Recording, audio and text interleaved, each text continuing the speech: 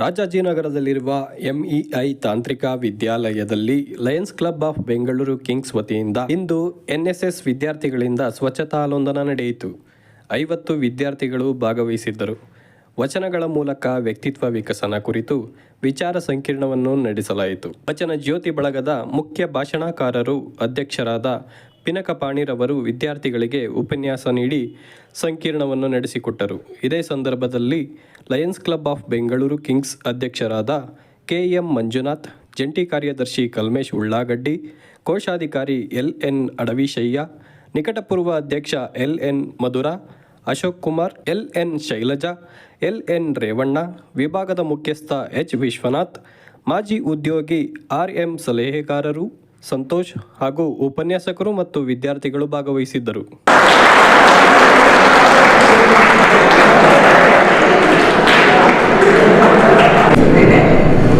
ಕಳೆದ 21 ವರ್ಷಗಳಿಂದ ವಚನ ಜ್ಯೋತಿ ಪಠಣವನ್ನು ಕಟ್ಟಿಕೊಂಡು ನಾಡಿನಾದ್ಯಂತ ವಿಶೇಷವಾಗಿ ರಾಜಧಾನಿ ಬೆಂಗಳೂರಿನಲ್ಲಿ ವಚನ ಚಳವಳಿಯ ಪಠಣವನ್ನು ಮಾಡುತ್ತಿರುವ ಎಸ್ ಪಿನಕಪಾಣಿರವರು ಶ್ರೇಷ್ಠ ಸಂಘಟಕರು. ಶಾಲೆಯಿಂದ ಶಾಲೆಗೆ ವಚನ ಜ್ಯೋತಿ, ಕನ್ನಡ ಸಂಸ್ಕೃತಿ ಸಂಚಾರ, ಬಸವ ಉತ್ಸವ, ಬಸವಣ್ಣನೊಡನೆ ಹೆಜ್ಜೆ ಹಾಕೋಣ ಬನ್ನಿರಿ, ವಚನ ಸಂಕ್ರಾಂತಿ, ವಚನ ಪಾಲ್ಗುಣ, ವಚನ ಸಂಗೀತ ಯುಗಾದಿ, ವಚನ ನವರಾತ್ರಿ, ಮನೆಯಂಗಳದಲ್ಲಿ ವಚನ ಸಂವಾದ, ವಚನ ದೀಪಾವಳಿ, ವಚನ ಕಾರ್ತಿಕ, ಲಲಿತಾವ್ಯ ಶ್ರಾವಣ, ಹೀಗೆ 10 ಹಲವು ಹೆಸರಿನಲ್ಲಿ ನೂರಾರು ಕಾರ್ಯಕ್ರಮಗಳನ್ನು ಯಶಸ್ವಿಯಾಗಿ ನಡೆಸಿರುವ ಪಿನಕಪಾಣಿರವರು ವಚನ ಜ್ಯೋತಿ ಪತ್ರಿಕೆಯ ಮೂಲಕ ಶರಣ ಹಣತೆಯೊಂದಿಗೆ ಕನ್ನಡದ ತಮ್ಮನ್ನು ಹಾಡುತ್ತಿದ್ದಾರೆ. ಈ ಒಂದು ವ್ಯಕ್ತಿತ್ವ ವಿಕಸನಕ್ಕೆ ವಚನಗಳು ಅದರ ಒಂದು ಪ್ರಭಾವ ಅನ್ನೋ ಒಂದು ಮಾತನ್ನ ಈ ಉಪನ್ಯಾಸ ಮಾಡಬೇಕು ನಮ್ಮ ಪಿನಕಪಾಣಿಗಳು ಅಂತ ಬಹಳ ದಿವಸಗಳಿಂದ ಆಸೆ ಪಟ್ಟಿದೆ. ಆ ಒಂದು ಆಸೆಯನ್ನ ಪೂರ್ಣ ಮಾಡೋದಕ್ಕೆ ವಿಶ್ವನಾಥ್ ಸರ್ ಅವರು ನನಗೆ ಸಹಾಯ ಮಾಡಿದರು. ಅವರಿಗೆ ನಾನು ಅಭಿನಂದನೆ ಮತ್ತು ಧನ್ಯವಾದಗಳನ್ನು ಹೇಳಿದ್ದೇನೆ. ಏಕೆ ಅಂತಂದ್ರೆ ನೀವು ನೋಡಿಕೊಂಡು ವಿದ್ಯಾರ್ಥಿ ಜೀವನದಲ್ಲಿ ವಿದ್ಯಾರ್ಥಿಗಳಿಗೆ ಯಾವುದೇ ರೀತಿಯಾದ ತೊಂದರೆ ಇರುವುದಿಲ್ಲ. ಏಕೆಂದ್ರೆ ಮುಕ್ಕಾಲು ಪಾಲು ಅವರ ಜೀವನ ಕಾಲೇಜಲ್ಲೋ ಸ್ಕೂಲಲ್ಲಿ ನಡೆಯುತ್ತೆ, ಮನೆಯಲ್ಲಿ ನಡೆಯುತ್ತೆ. ಮನೆಯಲ್ಲಿ ತಂದೆ ತಾಯಿ ಅವರನ್ನು ಚೆನ್ನಾಗಿ ನೋಡ್ಕೊಳ್ತಾರೆ. ಶಿಕ್ಷಕರು ಸಹ ನಮ್ಮ ವಿದ್ಯಾರ್ಥಿಗಳು ಚೆನ್ನಾಗಿ ಓದಬೇಕು, ಮುಂದೆ ಒಳ್ಳೆ ಪ್ರಶ್ನೆಗಳಾಗಬೇಕಂತ ಅವರನ್ನು ಚೆನ್ನಾಗಿ ನೋಡ್ಕೊಳ್ತಾರೆ. ಆದರೆ ಜೀವನದಲ್ಲಿ ಏನಾದರೂ ಒಂದು ತೊಂದರೆ ಬಂದರೆ, ಏನಾದರೂ ಒಂದು ಚಾಲೆಂಜ್ ಅಂತ ಬಂದರೆ ಅಲ್ಲಿ ಹೇಗೆ ನಿಭಾಯಿಸೋದಕ್ಕೆ ವಿದ್ಯಾರ್ಥಿಗಳು ಬರೀ ಕಾಲೇಜಲ್ಲಿ ಮಾಡ್ತಕ್ಕಂಥ ಲೆಕ್ಕಗಳನ್ನು ಅಥವಾ ಈಕ್ವೇಷನ್ಗಳನ್ನ ಪಾಠಗಳನ್ನ ಓದಿದ್ರೆ ಸಾಕಾಗುವುದಿಲ್ಲ. ಕೆಲವು ಹೆಸರಾಂತ ಕವಿಗಳ, ಹೆಸರಾಂತ ವ್ಯಕ್ತಿಗಳ ಜೀವನವನ್ನ ಅರ್ತ್ಕೋಬೇಕು. ಅವರು ಯಾವ ತರ ಇದ್ರು, ಅವ್ರು ಹೇಗೆ ಮಾಡಿದ್ರು ಅದನ್ನ ನಾವು ಜೀವನದಲ್ಲಿ ಅಳವಡಿಸ್ಕೋಬೇಕು ಅನ್ನೋದು ನನ್ನ ಒಂದು ನಂಬಿಕೆ. ಆ ರೀತಿಯಾಗಿ ಬಸವಣ್ಣನವರು 12ನೇ ಶತಮಾನದಲ್ಲಿ ಬಹಳಷ್ಟು ಸುಧಾರಣೆಗಳನ್ನ, ಸಾಮಾಜಿಕ ಸುಧಾರಣೆಗಳನ್ನ ತಗೊಂಡಿದ್ದಾರೆ. ಅದರಲ್ಲಿ ಅಸ್ಪೃಶ್ಯತೆ ಒಂದು, ಆಮೇಲೆ ಬಾಲ್ಯ ವಿವಾಹ ಒಂದು, ಹಾಗೆ ಜನಜೀವನದಲ್ಲಿ ಬೇಕಾಗತಕ್ಕಂಥ ತುಂಬಾ ಚಿಕ್ಕ ಚಿಕ್ಕ ವಿಷಯಗಳನ್ನ ಜನಸಾಮಾನ್ಯರಿಗೆ ಅರ್ಥೈಸುವುದರಲ್ಲಿ ನಮ್ಮ ಬಸವಣ್ಣವರ ವಚನಗಳು ಬೇಕಾದಷ್ಟು ಸಾಕಷ್ಟು ಪ್ರಭಾವವನ್ನು ಬೀರಿದೆ ಅಂತ ಹೇಳಿಕೆ ನಾನು ಅದು ವಿಶ್ವಕ್ಕೆ ಆಗುವುದಿಲ್ಲ ಅಂತ ಹೇಳ್ತೀನಿ.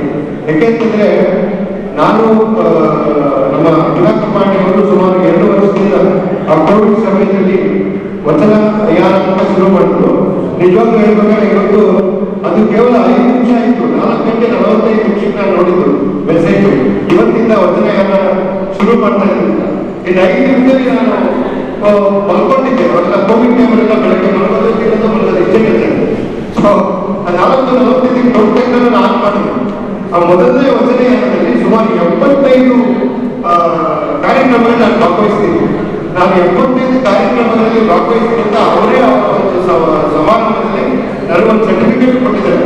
ಆಕ್ಚುಲಿ ನಾನು ಸಂಗೀತ ಕಾರಣ ನನಗೆ ಆಡೋದು ಬರೋದಿಲ್ಲ, ಆದ್ರೂ ಅವರು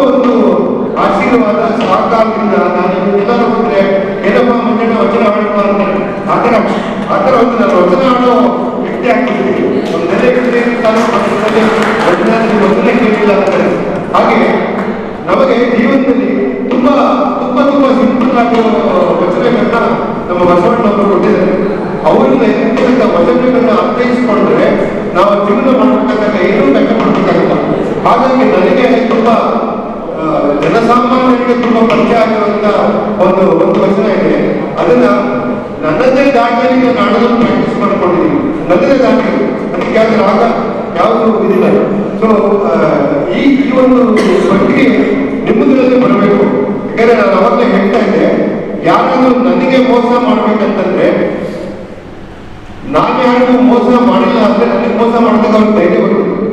ನಾನು ಯಾರಿಗಾದ್ರೂ ಮೋಸ ಮಾಡ್ತಿದ್ದಾನೆ ಅವ್ರು ನನಗೆ ಮಾಡೋದಕ್ಕೆ. ಸೊ ಹಾಗಾಗಿ ನಾವು ಯಾರಿಗೂ ಮೋಸ ಮಾಡಬಾರ್ದು ಅಂದ್ರೆ ಅವ್ರು ಯಾರು ನಮ್ಗೆ ಏನು ಮಾಡಕ್ಕಲ್ಲ. ಯಾಕಂದ್ರೆ ಅವ್ರಿಗೆ ಧೈರ್ಯನೇ ಬರೋದಿಲ್ಲ. ಯಾಕಂದ್ರೆ ಈ ಮನುಷ್ಯ ಯಾರಿಗೂ ಮೋಸ ಮಾಡಿಲ್ಲ, ನಾನು ಹೇಗೆ ಮಾಡ್ಬೇಕು ಅಂತ ಅವರೇ ಶುರು ಆಗ್ತದೆ. ಹಾಗಾಗಿ ಒಂದು ತುಂಬಾ ಜನಪ್ರಿಯವಾದ ಒಂದು ವಚನ ಇದೆ.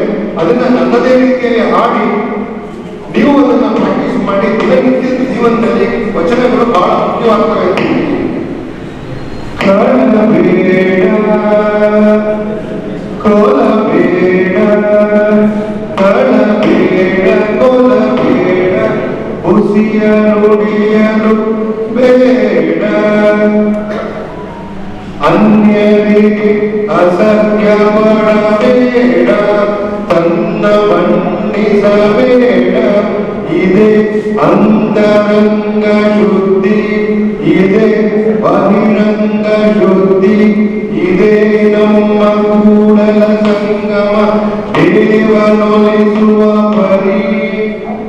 ನೋಡಿ ಎಷ್ಟು ಚೆನ್ನಾಗಿದೆ. ಕಳಬೇಡ ಕೊಲಬೇಡ, ಅನ್ಯರಿಗೆ ಅಸಹ್ಯ ಮಾಡಬೇಡ, ತನ್ನ ಬಣ್ಣಿಸಬೇಡ. ನನ್ನನ್ನು ನಾವು ಹೊರಕೊಳ್ಳೋದು ಬೇಡ, ಬೇರೆಯವ್ರನ್ನ ಅಸಹ್ಯ ಮಾಡೋದು ಬೇಡ, ಕಳ್ತನ ಮಾಡಬೇಡ, ಕೊಲ್ಲಬೇಡ. ಅಷ್ಟೇ ಇಷ್ಟಿದ್ರೆ ನಿಮ್ಮ ಜೀವನ ತುಂಬಾ ಸರಾಗವಾಗಿರುತ್ತೆ, ತುಂಬಾ ಸಂಪೂರ್ಣವಾಗಿರುತ್ತೆ ಅಂತ ಬಸವಣ್ಣವರು 12ನೇ ಶತಮಾನದಲ್ಲಿ ಹೇಳ್ಕೊಂಡಿದ್ದಾರೆ. ಇದಕ್ಕಿಂತ ಉಪಯೋಗಗಳು ನಮಗೆ ಬೇಕಾಗಿಲ್ಲ. ನಮ್ಮ ಸಂಸ್ಕೃತಿಯನ್ನು ನಾವು ಗೌರವಿಸೋಣ ಅಂತ ಹೇಳ್ಬಿಟ್ಟು ಇವತ್ತಿನ ಕಾರ್ಯಕ್ರಮಕ್ಕೆ ನಾನು ಒಂದೆರಡು ಮಾತನಾಡಲಿಕ್ಕೆ ಅವಕಾಶ ಮಾಡಿಕೊಟ್ಟಿದ್ದಕ್ಕೆ ನಾನು ಎಲ್ಲರಿಗೂ ಸಹ ಧನ್ಯವಾದಗಳನ್ನು ತಿಳಿಸ್ತೀನಿ.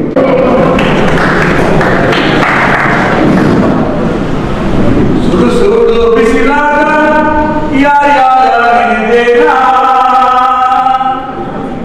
ಸುಡು ಸುಡು ಬಿಸಿಲಾಗ ಯಾರ್ಯಾರ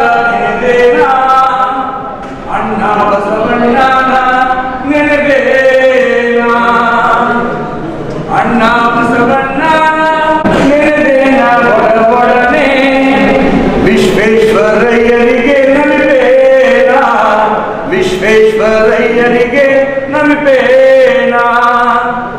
ಬಿಸಿಲು ಈಗಾಗಲೇ ಬೇಸಿಗೆಯ ಬಿಸಿಲು ಬಂದ್ಬಿಟ್ಟಿದೆ.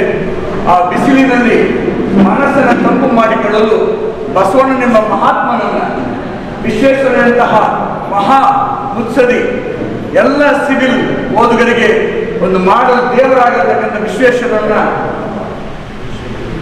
ಮನದಲ್ಲಿ ಸ್ಮರಿಸಿ, ಪ್ರೀತಿಯ ವಿದ್ಯಾರ್ಥಿಗಳೇ, ಅಧ್ಯಾಪಕ ಬಂಧುಗಳೇ, ಮಧುರಾಶ್ರತ್ ಅವರೇ, ಮಂಜುನಾಥ್ ಅವರೇ, ನಮ್ಮ ಲಯನ್ಸ್ ಕ್ಲಬ್ನ ಅಭಿಷೇಕ್ ಅವರೇ, ಕಲ್ಮೇಶ್ ಅವರೇ ಹಾಗೂ ಎಲ್ಲ ಬಂಧುಗಳೇ, ನಿಮ್ಮೆಲ್ಲರಿಗೂ ನನ್ನ ಶರಣ. ಮೌನವಾಗಿದ್ದರೆ ಅಪಾಯ ಜಾಸ್ತಿ. ಹಾಗಾಗಿ ಮಾತನಾಡುವುದನ್ನು ಕಲಿಯಬೇಕು. ಮಾತನಾಡಲು ಯಾರು ಕಲಿತಾರೆ ಅವರು ಅತ್ಯಂತ ಯಶಸ್ವಿ ವ್ಯಕ್ತಿಯಾಗ್ತಾರೆ. ಮಾತುಗಾರಿಕೆ ಬಹಳ ಮುಖ್ಯ. ಸ್ಪರ್ಧಾತ್ಮಕ ಜಗತ್ತು ಇವತ್ತು ಕಾಂಪಿಟೇಟಿವ್ ಶಾಲೆಗಳು ನಮ್ಮ ವಿದ್ಯಾಲಯದಲ್ಲಿ ಬರುತ್ತೆ.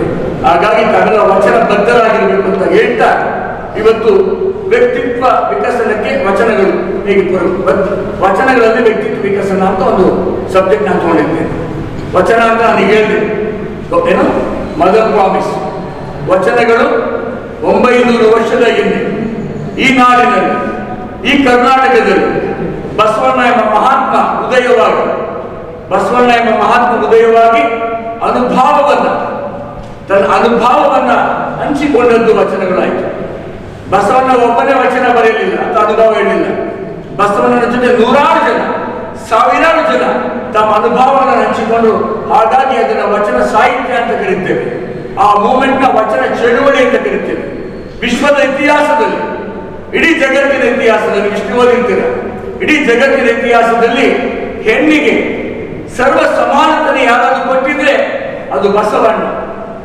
ಈ ಬಸವಣ್ಣ ಸ್ಥಾಪಿಸಿದ ಆ ತತ್ವದಲ್ಲಿ ಹೆಣ್ಣಿಗೂ ಗಂಡಿಗೂ ಯಾವುದೇ ಭೇದವಿಲ್ಲ. ಮೊಲೆ ಮುಡಿ ಬಂದರೆ ಹೆಣ್ಣೆಂಬರು, ಗಡ್ಡ ಮೀಸೆ ಬಂದರೆ ಗಂಡೆಂಬರು, ನಡುವೆ ಸುಳಿಯುವ ಆತ್ಮ ಹೆಣ್ಣು ಅಲ್ಲ ಗಂಡು ಅಲ್ಲ ಕಾರಣ ರಾಮನಾಥ ಅಂತ ಅಜಯದಾಸರು ಹೇಳ್ತಾರೆ. ಗಂಡಿಗೂ ಹೆಣ್ಣಿಗೆ ಏನು ವ್ಯತ್ಯಾಸ ಇಲ್ಲ, ಮೊಲೆ ಮುಡಿ ಗಡ್ಡ ಮೀಸೆ ಅಷ್ಟೇ ವ್ಯತ್ಯಾಸ ಅಂತ ಹೇಳಿದ್ದಾರೆ. ಆತ್ಮ ಒಂದೇ. ಆ ರೀತಿಯ ಸರ್ವ ಸಮಾನತೆಯನ್ನು ಹೆಣ್ಣಿಗೆ ನೀಡಿದಂಥದ್ದು ಬಸವಣ್ಣ. ಕಾಯಕ, ಚಪ್ಪಲಿ ಹೊಲಿಯುವ ಸಮಗ್ರ ಹರಳೆಯನ್ನು ಒಂದೇ, ಮಂತ್ರಿಗಿರಿ ಮಾಡುವ ಮಧುವರ್ಷದ ಒಂದೇ ಅಂತಕ್ಕಂಥದ್ದನ್ನ ಸಾಧಿಸಿ ತೋರಿಸಿದ್ದು ಬಸವಣ್ಣ. ವ್ಯಕ್ತಿತ್ವ ವಿಕಸನಕ್ಕೆ ಇಂಗ್ಲಿಷ್ ಹೇಳ್ತಾರಪ್ಪ, ತಪ್ಪಿದ್ರು ಏನು ಹೇಳೋದಿಲ್ಲ, ತಪ್ಪಿದ್ರು ತಪ್ಪೆ ನಾವೇನು ಹೇಳೋದಿಲ್ಲ, ಸರಿ ಇದ್ದೆ ಚಪ್ಪಾಳೆ ಹೊಡಿತೀವಿ. ಹೇಳಿ ಬಾಯ್ಸ್ ಆರ್ ಗರ್ಲ್ಸ್. ಏನಪ್ಪ ಅವನೇ ಹೇಳ್ಬಿಡಪ್ಪ. ವರುಣ್ ಹೇಳ್ತಾ ಇದ್ದಾರೆ ಪರ್ಸನಲ್ ಡೆವಲಪ್ಮೆಂಟ್ ಅಂತೇಳಿ, ಹಾಗಾಗಿ ಅವರಿಗೆ ಒಂದು ಜೋರಾದ ಚಪ್ಪಾಳೆ. ಪರ್ಸನಾಲಿಟಿ ಡೆವಲಪ್ಮೆಂಟ್, ವ್ಯಕ್ತಿತ್ವ ವಿಕಸನಕ್ಕೆ ನಾವಿಲ್ಲದೆ ಎಲ್ಲರ ವ್ಯಕ್ತಿತ್ವವನ್ನು ಬೆಳಗಿಸಿದ ಮಹಾತ್ಮ ಬಸವಣ್ಣ. ಹಾಗಾಗಿ 12ನೇ ಶತಮಾನದಲ್ಲಿ ಅಂಬಿಗರ ಚೌಡಯ್ಯನಂತಹ ಕ್ರಾಂತಿಕಾರಿಗಳು, ಮಡಿವಾಳ ಮಾಚಿದೇವರಂತಹ ಶೂರಧೀರರು, ನುಲಿಯ ಚಂದಯ್ಯರಂತಹ ಕಾಯಕಶೀಲರು, ಸತ್ಯಕ್ಕನಂತಹ ಶುಚಿಗಾರರು, ಸಿದ್ದರಾಮರಂತಹ ಲೋಕೋಪಕಾರಿಗಳು, ಲಕ್ಕಮ್ಮನಂತಹ ಭ್ರಷ್ಟಾಚಾರ ವಿರೋಧಿಗಳು, ಉರಿಲಿಂಗ ಪೆದ್ದಿಯಂತಹ ಆಧ್ಯಾತ್ಮ ಸಿದ್ಧರು, ಅಕ್ಕ ಮಹಾದೇವಿಯಂತಹ ವೀರ ವಿರಾಗಿಗಳು, ಮಾದಾರ ಚೆನ್ನಯ್ಯನಂತಹ ಗೋತ್ರ ಪುರುಷರು ಹುಟ್ಟಿಕೊಂಡಿದ್ದು ಬಸವಣ್ಣನ ಪ್ರಾಡಕ್ಟ್ಸ್. ಇವರೆಲ್ಲ ಬಸವಣ್ಣನ ಪ್ರಾಡಕ್ಟ್ಸ್. ಹಾಗಾಗಿ ಬಸವಣ್ಣ ಬೋಧಿಸಿದ, ಬಸವಣ್ಣ ಆಚರಿಸಿದ ನುಡಿ ಮುತ್ತುಗಳೇ, ನುಡಿ ದೀಪ್ತಿಗಳೇ ಅವು ವಚನಗಳು ನೂರಾರು ಜನರ ವ್ಯಕ್ತಿತ್ವದ ಪ್ರಾಮಾಣಿಕ ಪ್ರತಿಬಿಂಬಗಳು. ಅವು ಎಲ್ಲೋ ಮರದ ಕೆಳಗಡೆ ಕುಂತ್ಕೊಂಡು ಅಥವಾ ಚಂದ್ರನ ನೋಡಿಕೊಂಡು ಅವರು ತಮ್ಮ ಪದ್ಯ ಬರಲಿಲ್ಲ. ಅದು ಪದ್ಯವೇ ಅಲ್ಲ. ಓದಿದರೆ ಪದ್ಯ, ಓದಿದರೆ ಗದ್ಯ, ಹಾಡಿದರೆ ಪದ್ಯ. ಇದು ವಚನದ ವಿಶೇಷ. ಭಕ್ತಿ ಸುಭಾಷೆಯ ನುಡಿಯ ನುಡಿವೆ, ನುಡಿದಂತೆ ನಡೆವೆ, ನಡೆಯೊಳಗೆ ನುಡಿಯ ಪೂರೈಸುವೆ. ಇದು ಬಸವಣ್ಣನ ವಚನ. ಇದು ಪದ್ಯ, ಇದು ಓದಿದ್ದೀನಿ ಗದ್ಯ. ಅದನ್ನೇ ಪಡೆಯಲು ಬೇಡ, ಮುನಿಯಬೇಡ, ಅನ್ಯರಿಗೆ ಅಸಹ್ಯ ಪಡಬೇಡ, ತನ್ನ ಬಣ್ಣಿಸಬೇಡ, ಇದರ ಅರಿಯಲು ಬೇಡ. ಇದೇ ಅಂತರಂಗ ಶುದ್ಧಿ, ಇದೇ ಬಹಿರಂಗ ಶುದ್ಧಿ, ಇದೇ ನಮ್ಮ ಕೂಡಲ ಸಂಗಮ ದೇವನ ಒಲಿಸು. ಈ ವಚನವನ್ನು ಅವರು ಹಾಡ್ತಾರೆ. ಈ ವಚನ ಇನ್ನೊಂದು ವಿಶೇಷ ಏನಂದ್ರೆ, ಸಾಮಾನ್ಯವಾಗಿ ಯಾರೇ ಒಬ್ಬ ಮಾತನಾಡ್ಬೇಕಾದ್ರೆ ಈ ವಚನ ಕೋಟ್ ಮಾಡ್ತಾರೆ. ಕಲ್ಲಬೇಡ, ಕೊಲ್ಲಬೇಡ, ಉಸಿಯ ನುಡಿಯಲು ಬೇಡ ಅಂತ ಹೇಳಿ ಕಮೆಂಟ್ಸ್ ಮಾಡಿ ಅದಕ್ಕೆ ಹೇಳ್ಬಿಟ್ಟು ಈ ತರ ಇರಬೇಕು. ಸಪ್ತ ಸೂತ್ರಗಳ ಸದಾಚಾರದ ಸೂತ್ರ ಅಂತ ಹೇಳಿ, ಸಪ್ತ ಸೂತ್ರಗಳು ಬದುಕನ್ನ ಕಟ್ಟಿಕೊಳ್ಳಲು, ಬದುಕನ್ನ ನಿರ್ಮಿಸಿಕೊಳ್ಳಲು, ಬದುಕನ್ನ ಚಂದವಾಗಿಸಿಕೊಳ್ಳಲು ಈ ವಚನ ಅತ್ಯಂತ ಅದ್ಭುತವಾದದ್ದು ಅಂತ ಹೇಳಿ ಬಹುತೇಕ 99.99 ಜನ ಇದನ್ನು ಹೇಳ್ತಾರೆ. ಕಳ್ಳಬೇಡ, ಒಂದೊಂದು ಅಂಶ. ಕಳ್ಳಬೇಡ ಅಂದೇನು? ಕಳ್ಳತನ ಮಾಡಬೇಡ. ಕುಳ್ಳಿರಿ ಎಂದರೆ ನೆಲ ಕುಳಿಬಹುದೇ, ಕುಂತ್ಕೊಳ್ಳಿ ಅಂತ ಹೇಳಿದ್ರೆ ಏನೊಂದು ನೆಲ ಬಿದೋಗ ಕೆಳಗೆ ಡೌನ್ ಹೋಗ್ಬಿಡುತ್ತಾ, ಹಳ್ಳಾಗುತ್ತಾ? ಒಡನೆ ನುಡಿದರೆ ತಟ್ಟಂತ ಮಾತಾಡಿಸಿದ್ರೆ ಶಿರ ಹೊಟ್ಟೆ ಒಡೆದು ಹೋಗುವುದೇ. ಒಡಲಿಲ್ಲದಿದ್ದದೊಂದು ಗುಣವಿಲ್ಲದಿದ್ದರೆ ಕೆಳಗೆ ಕೂಗ ಕೊಯ್ಯದೆ ಮಾಡಬನ್ನಿ ಕೂಡಲ ಸಂಗಮ. ಅಲ್ಲಮ ಪ್ರಭುದೇವ ಎಲ್ಲ ಬಲ್ಲಿದ ಯೋಗಿ, ಅಲ್ಲಮ ಪ್ರಭುದೇವ ಎಲ್ಲ ಬಲ್ಲಿದ ಯೋಗಿ,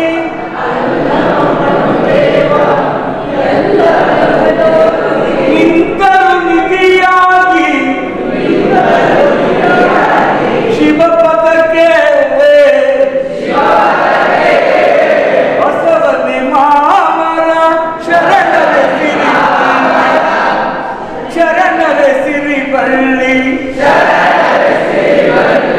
ವಚನಾಮೃತ ಫಲ ಅನುಭವದಲ್ಲಿ ಕಾಶ್ಮೀರದ ಅರಸು ಮೊಳಿಗೆಯ ಮಹದೇವ, ಕಾಶ್ಮೀರದ ಅರಸು ಮೊಳಿಗೆಯ ಮಾರಯ್ಯ, ಕ್ರಾಂತಿಕಾರಿ ಶರಣ ಅಂಬಿಗರ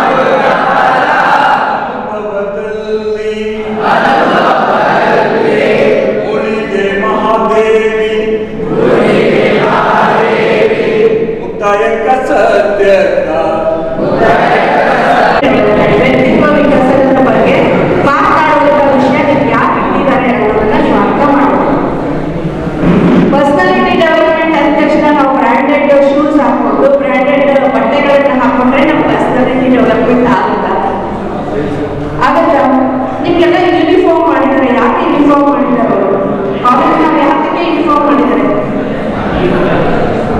ಎಲ್ಲರೂ ಸಮಾನ, ಎಲ್ಲರೂ ಒಂದೇ ರೀತಿಯಲ್ಲಿ, ಎಲ್ಲರನ್ನೂ ಒಂದೇ ರೀತಿಯಲ್ಲಿ ಕಾಣಬೇಕು ಅಂತಾನೆ ಯೂನಿಫಾರ್ಮ್ ಮಾಡಿದ್ದಾರೆ. ಅದನ್ನೇ ಶರಣರು ಹೇಳಿದ್ದು, ಎಲ್ಲರೂ ಸಮಾನ, ಯಾರು ಹೆಚ್ಚು ಕಮ್ಮಿ ಅಂತ ಏನೂ ಇಲ್ಲ. ಹೌದಾ? ನಾವು ಭಗವದ್ಗೀತೆ ಓದ್ಬೋದು, ವಚನಗಳನ್ನ ಓದ್ಬೋದು, ಶರಣ ಸಾಹಿತ್ಯವನ್ನ ಓದ್ಬೋದು, ಕುರಾನನ್ನ ಓದ್ಬೋದು. ಏನೇ ಓದಿದ್ರು ಎಲ್ಲರಲ್ಲೂ ಹೇಳಿರೋದು ಯಾರಿಗೂ ಕೆಟ್ಟದ್ದನ್ನ ಮಾಡಬೇಡಿ. ಹೌದಾ? ಒಂದು ವಚನ ಹೇಳಿದ್ರು ಕಳಬೇಡ, ಕೊಲಬೇಡ, ಹುಸಿಯನ್ನು ಉಳಿಯಲು ಬೇಡ ಅಂತ 7 ಸಪ್ತ ಸೂತ್ರಗಳನ್ನ ಅವರೆಲ್ಲರೂ ಕೂಡ ಹೇಳಿದ್ರು, ಮಾಡಿದ್ರು. ಅದೇ 7 ಸಪ್ತ ಸೂತ್ರಗಳೇ ಎಲ್ಲರಲ್ಲೂ ಇರೋದು. ನೀವು ಕುರಾನ್ ಓದಿದ್ರು ಅದರಲ್ಲೂ ಅದೇ ಇದೆ, ಭಗವದ್ಗೀತೆ ಓದಿದ್ರು ಅದೇ ಇದೆ, ವಚನ ಸಾಹಿತ್ಯ ಓದಿದ್ರು ಅದೇ ಇದೆ. ನಾವು ಯಾರಿಗೂ ಒಳ್ಳೇದು ಮಾಡಕ್ಕಾಗದೇ ಇದ್ರೂ ಪರವಾಗಿಲ್ಲ, ಕೆಟ್ಟದ್ದನ್ನ ಮಾಡಬೇಡಿ ಅಂತಲೇ ಎಲ್ಲರೂ ಹೇಳಿ. ಪಾಣಿಯವ್ರು ಮಾತಾಡ್ತಿರ್ಬೇಕಾದ್ರೆ ಒಂದು ಕಥೆ ನೆನಪಾಯಿತು ಅಂತ ಹೇಳ್ತೇನೆ. ಒಬ್ಬ ತಾಯಿ ಒಬ್ಬ ಮಗ ಇದ್ದ, ಚಿಕ್ಕ ಮಗ, ಅವನು 4-5 ವರ್ಷದವನು. ತುಂಬಾ ಬೆಲ್ಲ ತಿಂತಾ ಇದ್ದಾನೆ. ತುಂಬಾ ಬೆಲ್ಲ ತಿಂದು ತಿಂದು ತಿಂದು ಹೊಟ್ಟೆ ನೋವು ಬಂದಿತ್ತಂತೆ. ಹೇಗಾದ್ರೂ ಮಾಡಿ ಇವನನ್ನ ಬೆಲ್ಲ ತಿನ್ಸೋದು ಬಿಡಿಸ್ಬೇಕು ಅಂತ ಅವ್ರು ಬಹಳ ಪ್ರಯತ್ನ ಮಾಡಿದ್ರು. ಕೊನೆಗೆ ಆಗದೆ ಇದ್ದದಕ್ಕೆ ಒಬ್ರು ಸ್ವಾಮೀಜಿಗಳ ಹತ್ರ ಕರ್ಕೊಂಡು ಹೋದ್ರು. ಹೋಗ್ಬಿಟ್ಟು, ಹುಡುಗಡೆ ತುಂಬಾ ಬೆಲ್ಲ ತಿಂತಾನೆ, ಹೊಟ್ಟೆಯಲ್ಲಿ ಜಂತುಳುಗಳಾಗ್ತವೆ, ಹೊಟ್ಟೆ ನೋವು ಬರುತ್ತೆ, ಏನ್ ಮಾಡ್ಬೇಕು ಅಂತ ಕೇಳಿದ್ರು. ಅದಕ್ಕೆ ಸ್ವಾಮಿಗಳು ಹೇಳಿದ್ರಿಂದ 1 ವಾರ ಬಿಟ್ಟು ಬನ್ನಿ ಅಮ್ಮ, ಆಮೇಲೆ ನಾನು ಹೇಳ್ತೀನಿ ಅಂತ ಹೇಳಿದ್ರು. ಸೊ ಅಮ್ಮ 1 ವಾರ ಬಿಟ್ಟು ಮತ್ತೆ ಆ ಮಗುನ ಕರ್ಕೊಂಡು ಬಂದ್ರು ಸ್ವಾಮಿಗಳ ಹತ್ರ. ಕರ್ಕೊಂಡು ಬಂದಾಗ ಅವ್ರು ಹೇಳಿದ್ರು, ನೋಡಪ್ಪ ಮಗು, ನೀನು ಬೆಲ್ಲ ಜಾಸ್ತಿ ತಿನ್ಬಾರ್ದು, ಬೆಲ್ಲ ತಿಂದ್ರೆ ಹೊಟ್ಟೆಯಲ್ಲಿ ಜಂತುಳುಗಳಾಗ್ತವೆ, ಹೊಟ್ಟೆ ನೋವು ಬರುತ್ತೆ, ನೀನು ಶಾಲೆಗೆ ಹೋಗೋಕ್ಕಾಗಲ್ಲ, ಓದೋದಕ್ಕಾಗೋದಿಲ್ಲ ಅಂತ ಎಲ್ಲ ಪಾಠ ಹೇಳಿದ್ರು. ಅವ್ರ ತಾಯಿ ಕೇಳಿದ್ರಂತೆ, ಮಗುವಿನ ತಾಯಿ, ಅಲ್ಲ ಮಕ್ಕಳೇ, ನೀವು 1 ವಾರದಿಂದ ಬಂದಾಗ ಇಷ್ಟು ಹೇಳಿ ಕಳಿಸ್ಬೋದಿತ್ತಲ್ಲ, 1 ವಾರ ಬಿಟ್ಟು ಬರಕ್ಕೆ ಯಾಕೆ ಹೇಳಿದ್ರಿ? ಇಲ್ಲ, ನಾನು ಬೆಲ್ಲ ತಿಂತಿದ್ದೆ, ಅದನ್ನ 1 ವಾರ ಕಷ್ಟಪಟ್ಟು ಬಿಟ್ಟಿದ್ದೀನಿ, ಈಗ ನಾನು ತಿನ್ಬೇಡ ಅಂತ ಹೇಳೋ ಲೆವೆಲಿಗೆ ಬಂದಿದ್ದೀನಿ, ಅದಕ್ಕೆ ಈ ಕತೆ ಅಂತ ಹೇಳಿ.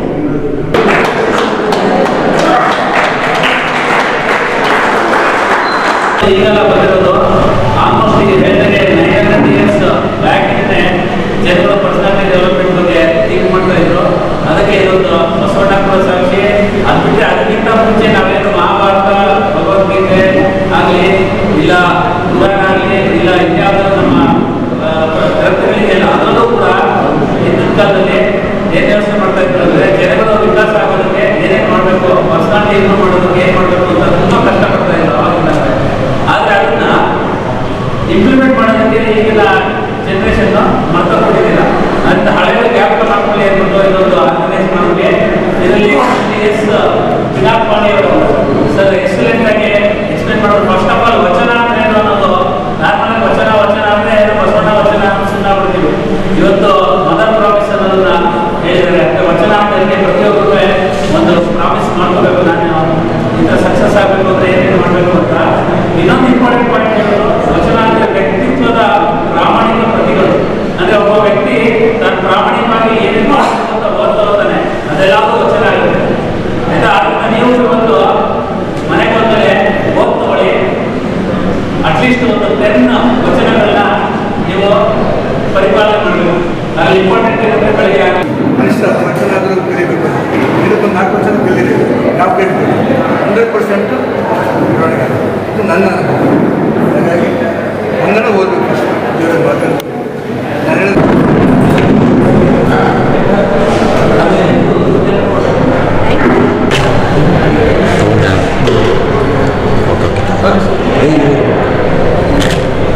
ಆತ್ಮೀಯ ಸ್ನೇಹಿತರೆ, ಇವತ್ತು ನಾವು ಲಯನ್ಸ್ ಕ್ಲಬ್ ಆಫ್ ಬ್ಯಾಂಗ್ಳೂರು ಕಿಂಗ್ಸಿಂದ ರೈನ್ ವಾಟರ್ ಹಾರ್ವೆಸ್ಟಿಂಗ್ ಮಾಡೆಲ್ನ ಒಂದು ವಿದ್ಯಾರ್ಥಿಗಳಿಗೆ, ME ಪಾಲಿಟೆಕ್ನಿಕ್ ವಿದ್ಯಾರ್ಥಿಗಳಿಗೆ ಒಂದು ಮಾಡೆಲ್ ಮಾಡೋದ್ರ ಮೂಲಕ ಎಲ್ಲ ಸಾರ್ವಜನಿಕರಿಗೆ ಇದು ಒಂದು ಏನು ಹೇಳ್ತಾರೆ, ಒಂದು ನೀತಿ ಪಾಠ ಆಗಬೇಕು ಅಥವಾ ಒಂದು ಕಿವಿ ಮಾತಾಗಬೇಕು. ಯಾಕೆಂದರೆ ಮಳೆ ನೀರನ್ನು ನಾವು ಭಾಳಷ್ಟು ಎಲ್ಲರೂ ವೇಸ್ಟ್ ಮಾಡ್ತಾಯಿದ್ದೀವಿ. ಬಂದದ ಮಳೆ ನೀರನ್ನು ಮತ್ತೆ ಯೂಸ್ ಮಾಡಬೇಕು ಅನ್ನೋ ದೃಷ್ಟಿನಲ್ಲಿ ಈ ಮಳೆ ನೀರು ಕೊಯ್ಲು ಅಂತ ಏನು ಕರಿತೀವಿ, ಇದು ವಿದ್ಯಾರ್ಥಿಗಳ ಹಂತದಲ್ಲೇ ಎಲ್ಲರಿಗೂ ಗೊತ್ತಾದರೆ ಭಾಳಷ್ಟು ಪ್ರಾಮಾಣಿಕವಾಗಿ ಪ್ರಗತಿಯಾಗಿ ಮಾಡ್ತಾರೆ. ಎಲ್ಲರೂ ಮಳೆ ನೀರು ಕೊಯ್ಲು ಮಾಡಿ ಮಳೆ ನೀರನ್ನು ಉಳಿತಾಯ ಮಾಡಲಿ ಮತ್ತು ನೀರಿನ ಅಭಾವವನ್ನು ಇದರಿಂದನೇ ನೀಗಿಸಲಿ, ಅದು ವಿದ್ಯಾರ್ಥಿ ದಶೆಯಲ್ಲೇ ಬರಲಿ ಅಂತ ಲಯನ್ಸ್ ಕ್ಲಬ್ ಆಫ್ ಬ್ಯಾಂಗ್ಳೂರು ಕಿಂಗ್ಸಿಂದ ಮಾಡಿದ್ದೀವಿ. ಹಾಗೂ ಇವತ್ತು ಸಹ ನಾವು ವ್ಯಕ್ತಿತ್ವ ವಿಕಸನಕ್ಕೆ ಬಸವಣ್ಣನವರ ವಚನಗಳು ಈ ಒಂದು ಉಪನ್ಯಾಸವನ್ನು ಕೂಡ ಈ ಒಂದು ಕಾಲೇಜಿನಲ್ಲಿ ನಾವು ಲಯನ್ಸ್ ಕ್ಲಬ್ ಆಫ್ ಬ್ಯಾಂಗ್ಳೂರು ಕಿಂಗ್ಸಿಂದ ಮಾಡಿದ್ದೀವಿ. ಇದಕ್ಕೆ ನಮ್ಮ ಎಲ್ಲ ಲಯನ್ಸ್ನ ಅಧಿಕಾರಿಗಳು ಬಂದಿದ್ದರು, ಪಿನಾಕಪಾಣಿ ಉಪನ್ಯಾಸಕರು ಸಹ ಬಂದಿದ್ದರು. ಇವರೆಲ್ಲರಿಗೂ ನಾವು ಧನ್ಯವಾದವನ್ನು ತಿಳಿಸ್ತೇವೆ. ಧನ್ಯವಾದಗಳು.